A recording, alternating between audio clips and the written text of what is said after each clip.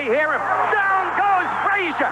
Down goes Frazier. Hey, what's up with it, fam? It's Hot Boxing Minute, your favorite pharmaceutical engineer turned boxing analyst. Back at you with the realness, of course, as only I can bring it. I woke up to some phenomenal news. All crusty-eyed, dry cotton mouth at about 7:30 in the morning. There were DMs in my messages, and I was getting texts blowing up. Juan Francisco Estrada contracted COVID. We were waiting for an update on the fight. He was supposed to have his third fight, his rubber match, his conclusion to the rivalry with Chocolatito on March 5th in San Diego at the Pechanga Arena. Word came down the pipeline that he had caught COVID.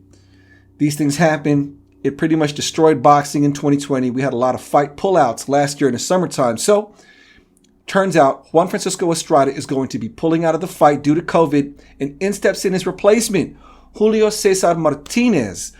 The guy who fights, I believe it's in the flyweight division or junior flyweight division. No, flyweight division. It is one division underneath the current division that Chocolatito and Carlos Cuadras and Sorong Vasai and Juan Francisco Estrada are all currently fighting. Don't forget Ioka.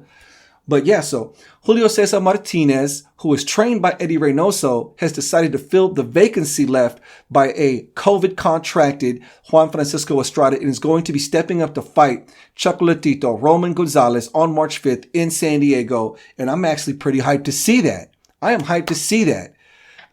It isn't quite Estrada. I mean, we all wanted to see the end and the conclusion of that rivalry. And I like Gallito just as much as the next, but I am not upset at El Rey, Julio Cesar Martinez, stepping in as the replacement against Roman Gonzalez, a first ballot Hall of Famer. The man has been holding it down for 2 decades, been a champion for at least 10.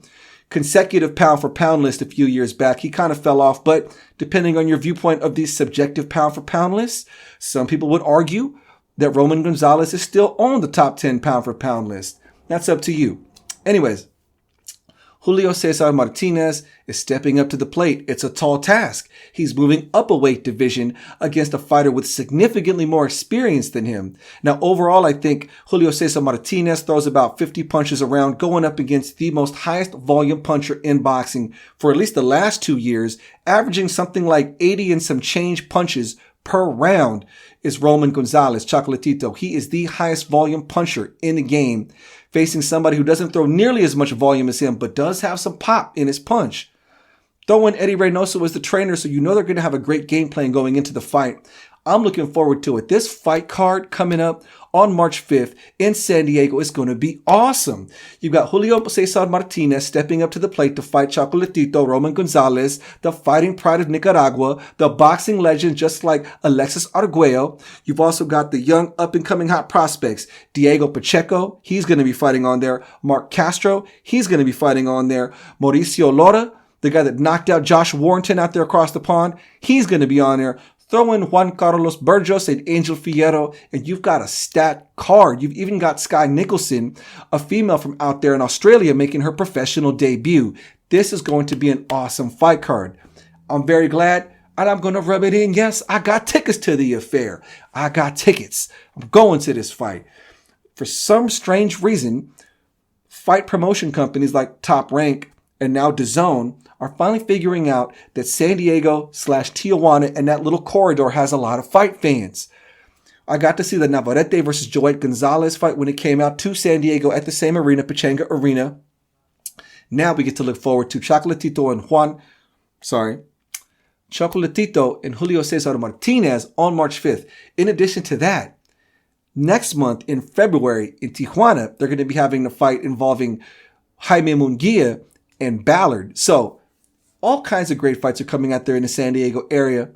Anyways, I'm looking forward to this fight between Julio Cesar Martinez. Like I said, it isn't quite hold on. Goodness, I'm getting sticky tongue. Now, yes, I wanted to see Juan Francisco Estrada and Chocolatito finish out their rivalry in style, but I'm not mad at Julio Cesar Martinez stepping in. I think it's a great test for Chocolatito to see if he can face the young lion. And if Chocolatito wins, maybe he can still conclude. Actually, even if he loses, he could possibly still conclude that rivalry with Juan Francisco Estrada. But first, he's got to get through this young lion, Julio Cesar Martinez. I know Julio Cesar Martinez is up to the challenge. Can he handle a veteran a high volume guy like Chocolatito, who has been there under the pressure, under the bright lights. This is nothing new to Chocolatito. He's been fighting championship fights for a while now. And yes, Julio Cesar Martinez is a champion in that lower division, but he has not been around nearly as long. His record is like 18-1, as opposed to, what is Chocolatito's record? 50 something and some change. It's crazy. It's going to be a fun fight. Anyways, for those of you out there who are fans of the little mini ring kings when they fight, what do you think about Julio Cesar Martinez and his fight against Chocolatito coming up on March 5th out there in San Diego?